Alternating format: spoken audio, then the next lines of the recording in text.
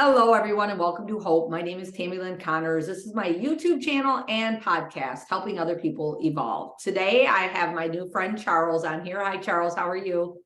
I'm great. How are you? I'm fantastic. Thank you. So, I always like to share with people how I meet, people that are on my podcast because people are like, how could you know that many people? Well, I do know a lot of people, but God has a way of putting people in my life. Now, everybody that follows me knows that I'm a believer and I know that God has done so much for me. And, I tell people, whatever your faith is, whatever your belief is, the universe, whatever you believe is what you believe. But I know that it's God. And I've been following Charles. I've been following you for a while on Instagram. I don't even know how long ago, and what happened, Charles, is I happened to see a couple of your posts and I was like, wow, this is a positive, encouraging, uplifting person. So I'm going to follow him. So I just want to say that your content is always really good. It's very uplifting and very powerful. And so I'm blessed to know you. I always tell people, that once they're on my podcast, you're my friend forever. You're stuck with me, whether you like it or not. Usually I don't have too many complaints about that. So that's a nice thing. So how's the weather Thank in you. South Carolina you're in? South Carolina. Yeah. How's the weather down there? It's great today if you can get past the pollen. Oh, It's yeah. it's it's really nice spring-like weather, but it's just once you go outside, you come back in, you got all this yellow stuff on you. Oh, yeah. Oh, yeah. There's probably a lot of that right now too, with it being springtime. So It's a I'm lot. up, I'm up in Ohio and we have the most bipolar weather I've ever seen in my life up here. Like 60 one day, 20 the next, snow one day, sunshine and breezy the next. So it's been an interesting winter. But for those of you that don't know what hope is, let me share a little bit what my mission and vision with hope is. My mission and vision with hope is just to help people know that they don't struggle alone in their struggles. I feel like so many people are at home, laying in bed, sitting on the couch, just feeling like they're all alone in whatever struggle they're going through. And unfortunately, people go through struggles, right? But fortunately, like Charles and myself, we can get to a point where we get through those struggles and we're living a better, happier life through that. And I just hope that maybe you'll hear Charles' story today and you'll get up and take a deep breath and walk outside and say, if Charles got through his things and he's still going, I can get through mine. So Charles, I know that a couple of your things are you struggled with addiction and some weight problems throughout your life. So if maybe we can just kind of go back to like where Charles grew up, who Charles' family and things like that, and when your addiction started, basically. Okay. Well, growing up, my family, everybody's like it's real tight knit. We like to get together, and that's kind of like where my drinking like actually started. Everybody in my family pretty much drinks, and so like at a young age, I was like probably, I don't know, maybe 4 or 5, and just seeing adults drink, and I would go up to them, ask for sips, and started out just getting sips of beer from the older adults in the family. And from there, it was like I got to the point to where I was sneaking it on my own. We have like cookouts and stuff. And that's when I first just realized that I liked it. It was like I like the feeling because I'm a fairly quiet person. I stay to myself a lot. But when I started drinking, it was like, I was like very outgoing. And so it was like easy for people to tell something going on. That's how I ended up getting caught all the time with drinking because I would just turn into a different person. I would be more outgoing. I'd be laughing, giggling. And so but I just liked it. So and I kind of developed dependence, just on that feeling from that, at a young age. I don't think I was addicted to it, but I just like to have that like confidence. I wasn't like the shy person that I always been. And so it's just like from there, I went like when started going to high school and they would have events like, just like dance, whatever, or football games. And I'll try to find ways to get alcohol so I can go out there so I could be that different person when, I'm away, seeing people from school. Right. And from that, it just kept growing, just like I never really learned how to be social without it, since like early on. And from high school, and then like when I got graduated from high school and started working, I was doing the same thing. I would go out, hang out, and I would have to have something to drink. But the drinking got heavier. It was like the same amount that I was drinking back in high school didn't do anything. And so it was just like I would drink so much till it would carry over to the next day. And also during that time, I didn't realize it, but it was like, even though I was getting that happy high when I would drink, it was like it was kind of carrying over to like the next day I would feel low. Mhm. So that would lead to me, okay, instead of me waiting until I go out again to drink, I'm drinking, early in the day just so I can feel, just to get up, with my day. Yeah. And it just continued. And then with that came other issues when I started day drinking and stuff. Started having issues with work. I would drink all night, wouldn't show up to work. And eventually, it led to me losing a job. I was working at the post office for 13 years, Mm. and I lost my job because I wasn't going to work. I would miss one day and turn one day into like a week because just I Mm. would feel so much anxiety after I would miss the day. And so I would just stay home for the whole week just drinking. And then finally something happened. Maybe I'll get courage to go back. But eventually, they got tired of it. Mhm. Let me go. Thank God I got my job back now, but Oh, it was good. a long time that I went, from losing my job there that I didn't have a job.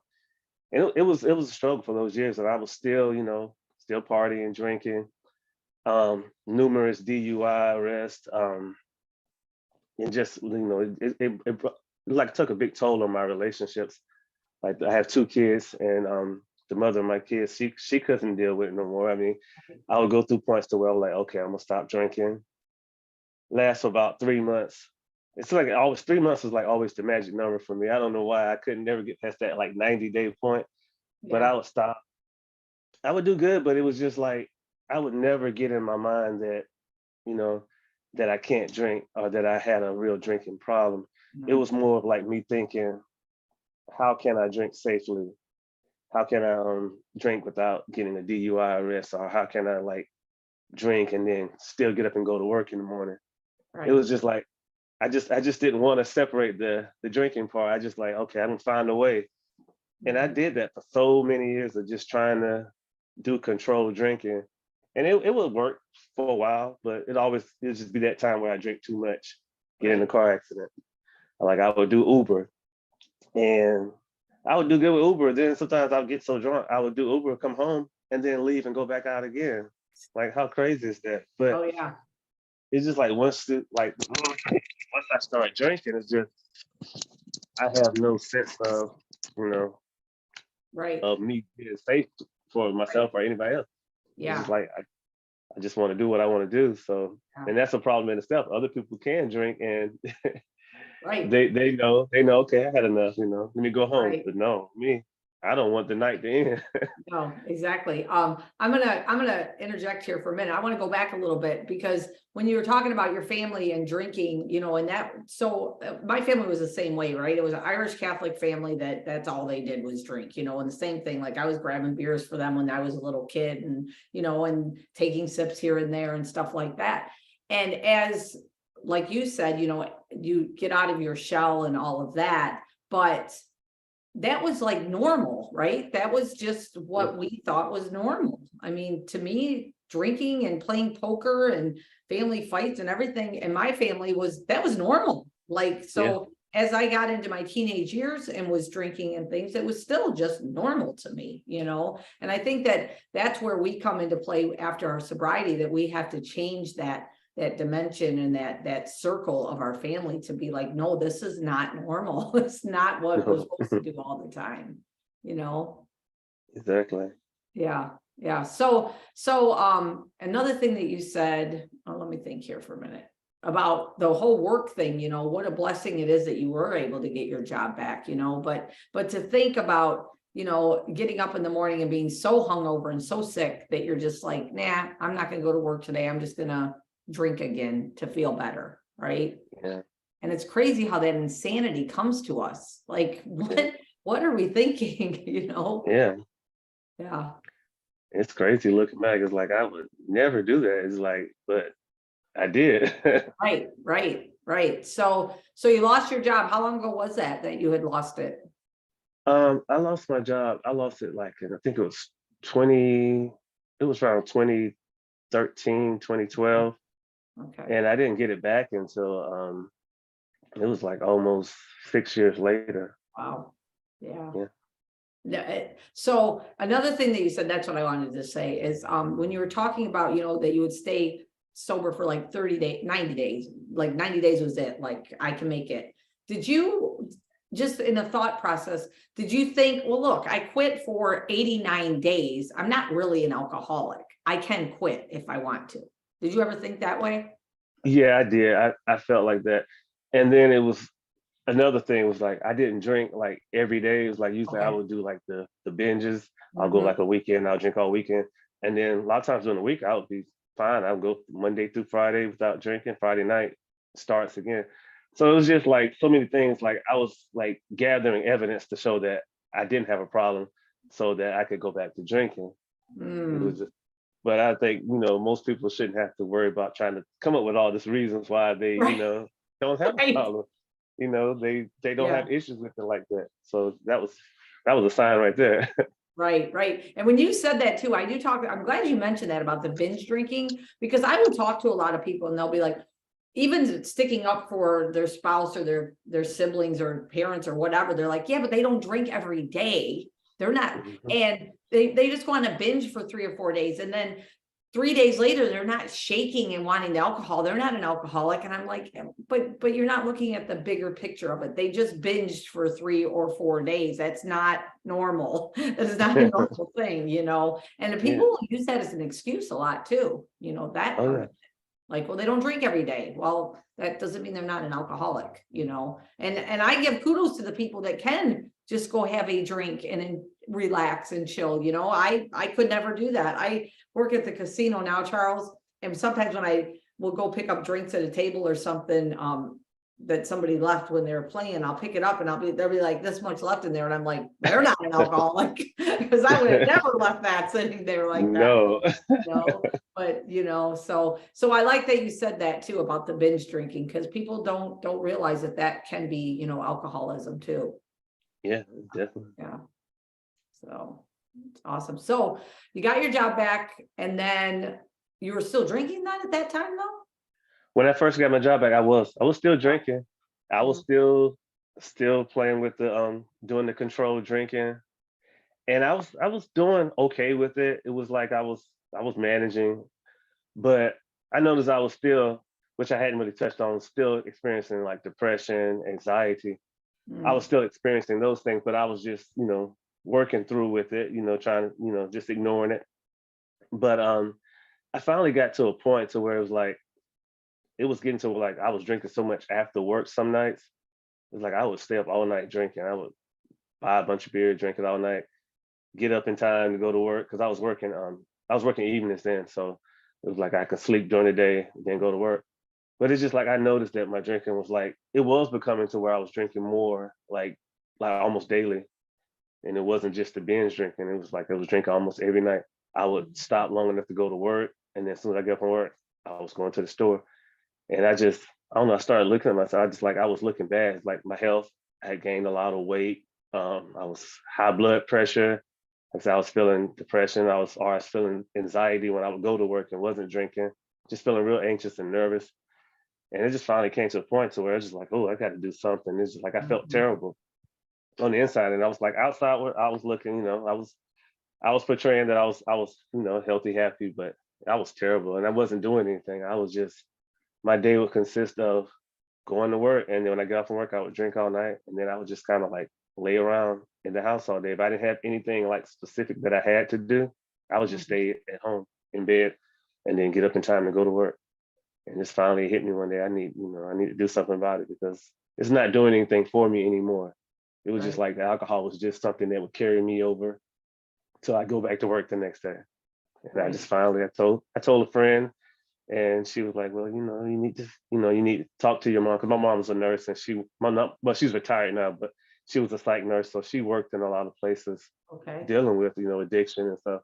Mhm. And so went to a place to get detox and didn't look back and made it past the 90 days, and it was just like I was really nervous because it seemed like I always end up going to like detox or something. Like I always end up going like in the probably like around this time, like February. I just Yeah.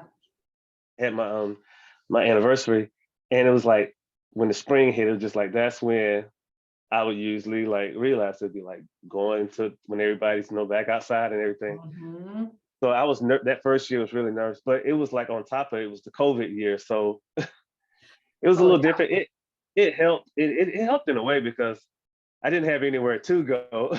Mhm. It kind of helped me get through that point where I didn't really have anything to go. It was hard because I didn't have like I couldn't go to like as soon as I started, like the meetings were shut down. So Right. that took away something that I was like looking forward to. The meetings really gave me a lot to do. Like every day I would find somewhere to go. Sure. But it was it helped and it hurt. So, but I made it past that summer, and once I got past that summer, it was like okay, I started developing healthy habits, the exercise and everything that really came into play. Mhm. Like the gym closed, but I learned how to work out on my own, and I really got into just the like learning a lot about it. So I went to I went to school to get personal fitness personal training Nice. um certification, and just started helping people.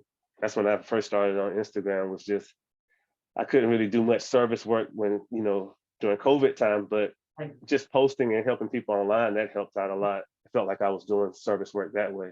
Yeah, that's awesome. That's Yeah. awesome. Especially the service work. I think that that's so important. I talk about that a lot just in general. Like we were put on this planet Earth to serve, really. That's what, and we all have a purpose and a gift, and it's figuring out what that purpose and gift is, you know. I listen to Steve Harvey a lot. He's like, your gift might be frying chicken, or it might be cutting lawns, you know, but you do have a gift and a purpose. So, and like I said, that's how I came across you, is just seeing somehow you popped up, probably because I work out too. So, you know, how they put all that together. So probably seeing that part of it. Cause I don't even think when I first started following you, I knew that you were sober. I think I saw that after a little while, but you know, it's something else. I know, mental health. Can we talk a little bit about mental health right now?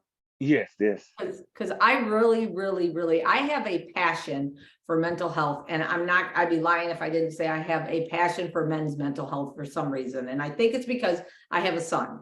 So my son's 33, but I feel like that's why I have more of that, because I feel like men have been told for so many years, you know, you don't talk about it, keep it to yourself, stop crying, you're going to be okay, man up, all the things that I'm sure you hear. And I Yeah. have heard too a lot in your culture, it is more prevalent that you do not talk about it, that mental health is something that you keep low, on the down low, right? And I Yeah. do love people are stepping up more and talking about their mental health. So when you talked about your a little bit like the depression, and of course alcohol is a depressant too, but did you do anything to help with that part of it, with your depression?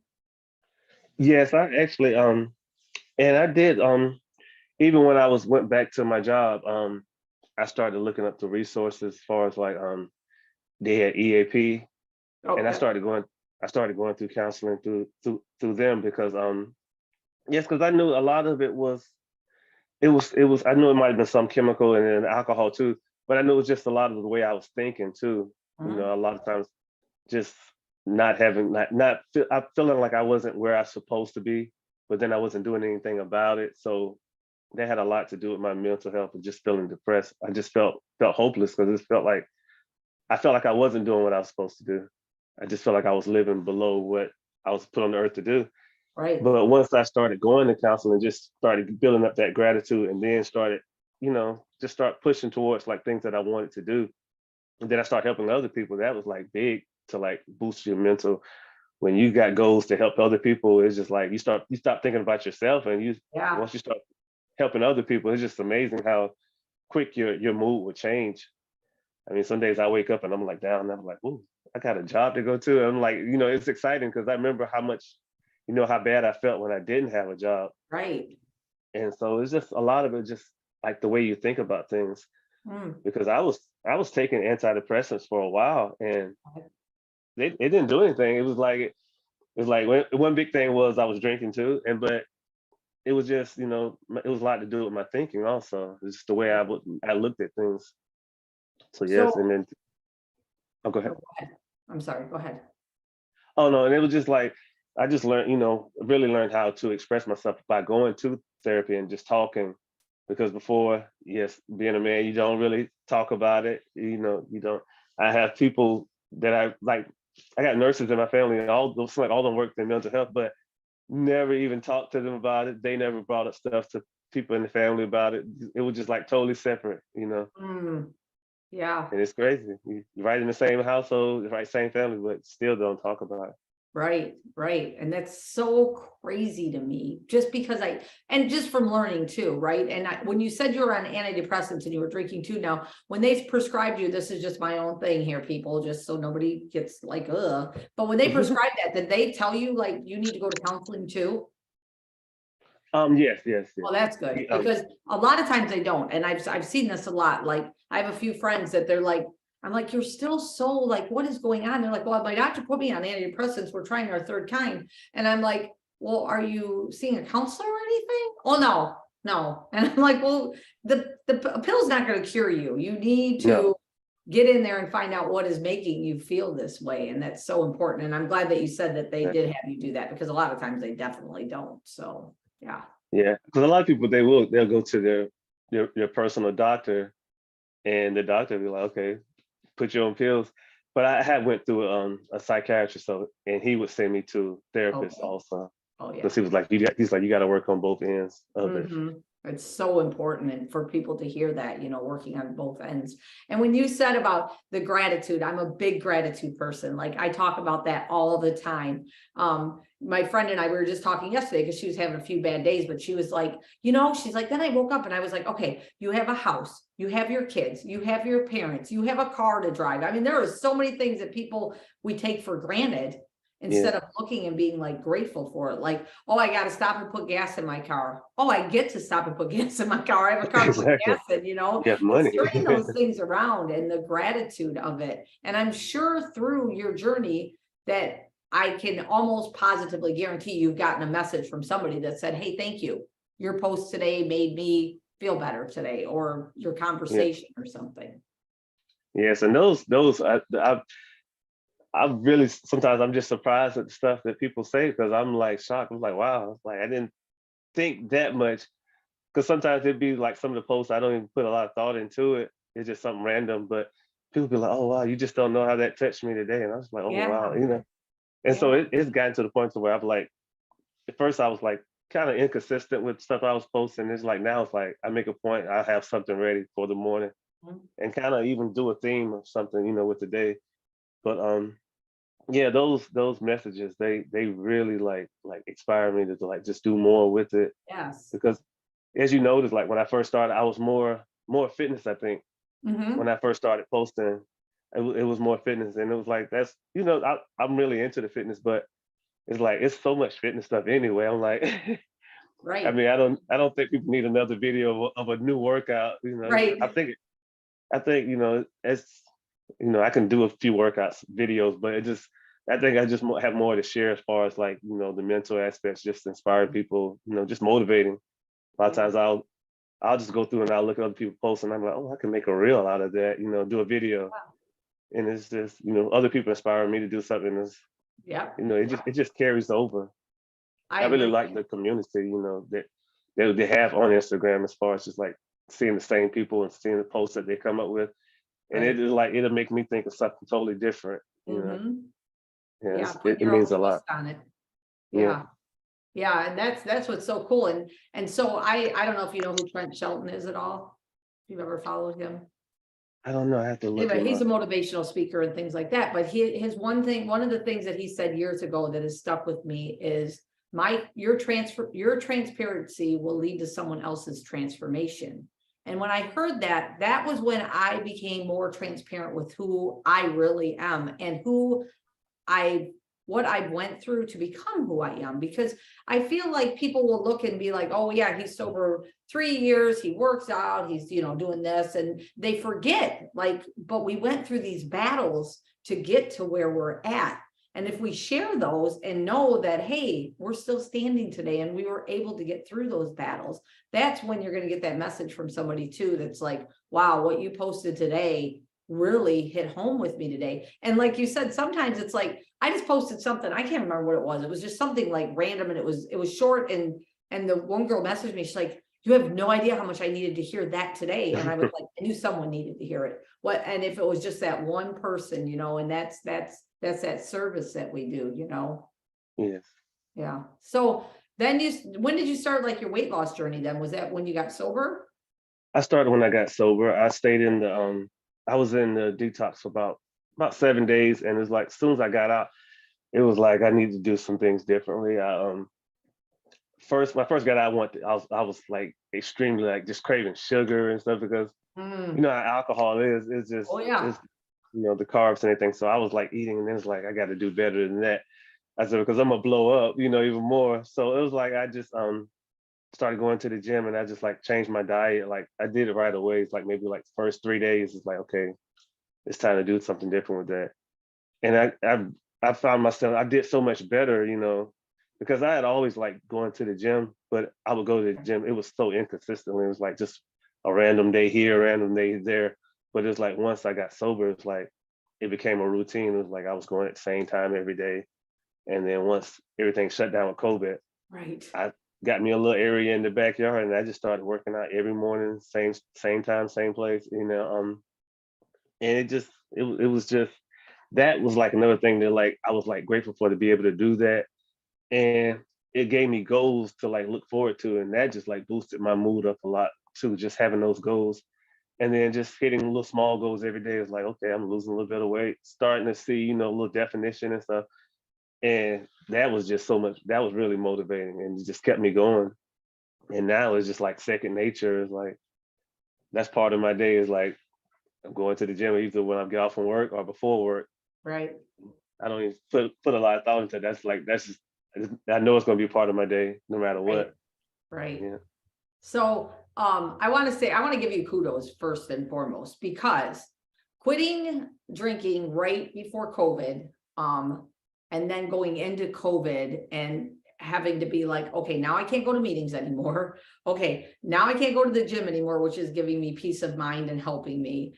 But instead of, which a lot of people would do, being like, forget it, I'm throwing in the towel. This isn't the year to do this because of all the things going on. And I know that through COVID, a lot of people became alcoholics and addicts through that part of, the depression and all of that. So to give you kudos for like going, no, I'm ready to change my life. I do not want to live like that anymore. I'm sick and tired of being sick and tired.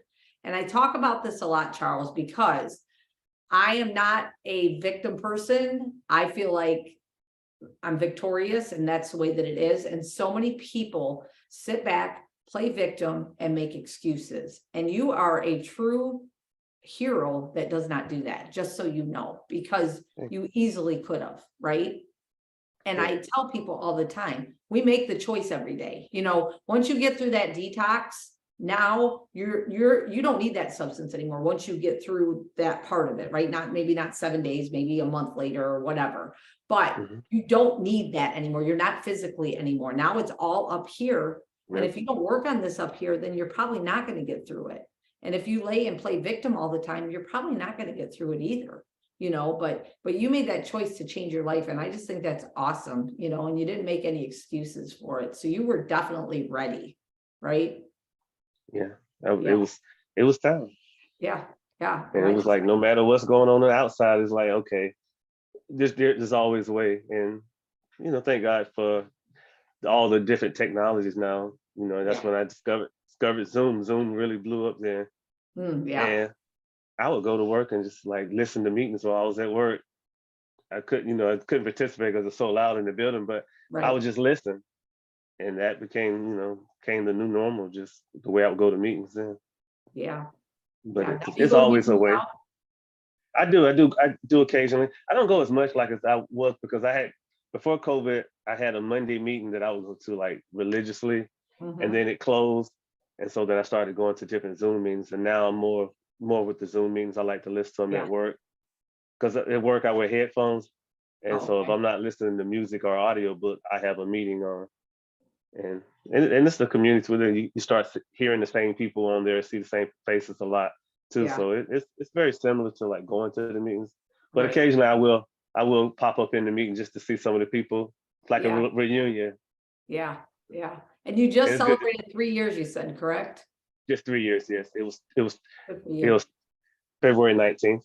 February 19th. And I love that you know your date. So, and I know a lot of people in recovery do, but when I have somebody getting sober new, I always tell them, first and foremost, don't you ever forget why you quit. And don't you ever forget how sick you were that day that you quit. Like in my head, I know on March 8th, the day before I quit, how sick I was. Well, actually, I know how sick I was March 9th when I did quit, but I will never forget even before that, like, and this is what I mean, the yellow bile I was vomiting, the shakes that I had, just all the things that I had, the sunken cheeks and everything. I'll never forget how I felt. I even now still, if I get sick, which doesn't happen very often, but if I vomit, I get in panic mode. Like, no, I cannot go back to that, even though I know I have to drink, but it just is that fear, So I tell people that, and I'm always like, don't ever forget your sobriety date. Don't forget that day that you changed your life, because that's a celebration for you, It is. And I think it's so important, because some people I'll be like, so when did you get sober? And they'll be like, oh, and I'm like, and I hate to be like this, but usually I'm like, they're not going to stay sober. And 98% of the time they don't, because it wasn't that important to them. It wasn't, yeah. Right. It wasn't their time. Not that I don't think that everybody can get sober, but I don't think that it was their time. So yeah. So how much weight did you lose then after you, got done with drinking and then started working out and stuff like that? It was like 30 pounds, about Yeah. 30 pounds. It was definitely like a transformation, because at first it was like I was losing the weight, and then I just started seeing like muscle come on. It was just like, it was exciting. So it was like, that was just more motivation to keep going. That's And it was awesome. like I did it so quickly. It was like about 5 or 6 months. And a big part of it was just I dropped the alcohol and I changed my diet. It's like I did so much, in a short period of time to just change change the way my whole life had changed. Right. And that's what it comes to, at the end of the day is, are we willing to make the changes to make it better for ourselves? And something that you said too, you listen to Zooms on your headphones, you listen to music, and also audibles, books, right? Yes. Because Yes.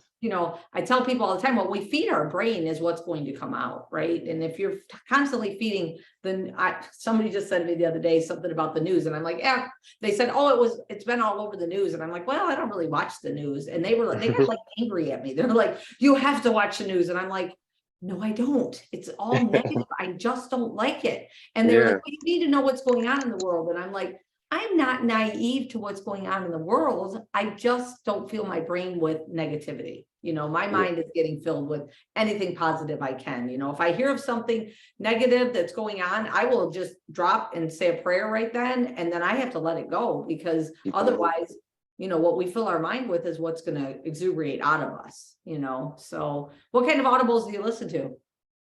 I like to listen to like thrillers, mysteries. I listen to self-help. It's a wide range. But I like James Patterson, like the mystery thrillers, stuff like that. Yeah. Like detective series and stuff like that. That's awesome. Those are my favorites. Yeah, that's good. That's awesome. So, I appreciate you getting on here with me. I think it's been a little while ago since I messaged you, but I'm a consistent person, so I'll keep messaging somebody like, hey, I think, and I always say that, the time to share your story is the time that we share your story. Sometimes it's, not meant to be, a couple months ago or whenever it was. So is there anything that you'd like to relate to anybody, just to, let them maybe know that they're not struggling alone and they can get through anything? Because you're definitely a proof that you can definitely get through anything.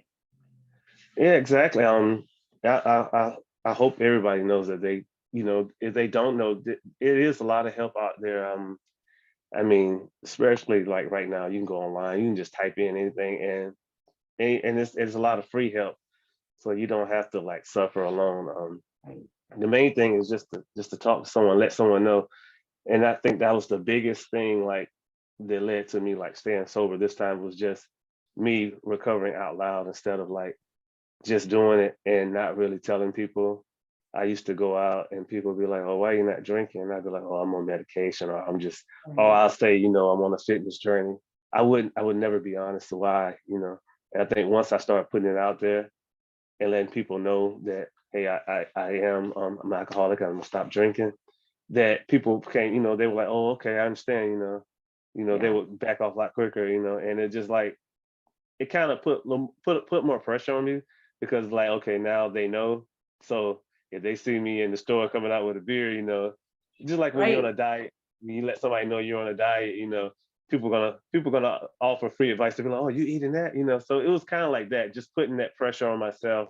Once sure, I start putting it out there on social media, everybody knew. So it's like I can't let them down. And right. I think that really carried me through like the early days, when you are, kind of gritting and bearing through it. So it's just I think it's good to open up and let people know if you do feel like you have a problem, just to get it started. It's like once you get it started, then you're like a ball to keep rolling. But if you Mhm. like kind of keep it to yourself, it's easy to go back, when you keep it inside of yourself. Right. And I want to say about what you said about recovering out loud, there's more people now that finally are doing that. If I don't know if you're on TikTok or not, but there is a huge recovery on TikTok, man. It is like blowing up, and it's so cool to see people recovering out loud and supporting each other. And you Yes. get the people on there too that, why do you talk about your sobriety all the time? Well, why wouldn't I? Because it might help Yeah. one person. And something I think I've noticed too that you do, actually I have noticed, is that you do let people know just because you're sober doesn't mean that you don't have fun and live life still. Oh yeah. There's a Because lot of some great people are things about like, well, I can't get sober because I won't be able to have any fun anymore. And if you follow me at all, you know that I'm always out there. I'm dancing and, just loving life, because I want it. Yeah. people to know, no, you still can have fun. You probably have more. I always tell my friends, I have more fun now and I remember everything I did now. So That's the big part. yeah, yeah. So that's it. Like, you're still living life and loving life and enjoying life. Before Yeah. you had to have a drink in order to be out there and be Charles, just to fit in, or however you felt, with that Yeah. mask on you. And now you can just be out there and be Charles without having Yeah. that mask on. So Yeah. I tell people too, you know what you're going to get with me. If I go out with you and we go out dancing or something, I'm not going to turn into a drunken fool that's falling all over the place or something, right? Yeah. That I'm just gonna be me, and I think that's important too. So Yes. yeah, awesome. Well, I appreciate you getting on here. Like I said, you're stuck with me forever now as a friend. And I hope, Thanks. I always tell people too, I love to come back and re-interview, after 6 months, a year or something, just see where you're at in life and what's going on. And real quick, I didn't ask, how old are your daughters? My daughter, I actually have a daughter and son. Oh, daughter My and son. daughter, So you did say two kids. yes, my daughter, she's 20, and my son, he's 16. Okay, okay, awesome, awesome. Yeah. Those are good ages, right? They're past that little 13-year-old. Yeah, it's Yeah, yeah, it's like okay, now they're going off on their own. My son, my daughter, she's in school, and then my son, he wants to go into the Navy. So awesome. yeah. Good, good. All right. Well, I appreciate you getting on here, Charles. Everybody, thank you so much for getting on Hope. I hope that maybe Charles' story will be the one that you hear that gets you out of bed today. Maybe you are dealing with alcoholism or addiction of some sort, and maybe his story will be like, yes, Charles did this. I can do this too. That's my only hope for all of you, to know that you do not struggle alone, that there is help out there everywhere. Like Charles said, man, there is free help everywhere nowadays. So just, reach out to someone, whether it's me, whether it's Charles, whether it's somebody else that that whatever it is you're struggling with, grief or anything, and just know that you're not alone and we're here to help. And I hope everybody has an amazing day. Thank you so much for tuning in to Hope. Thank you.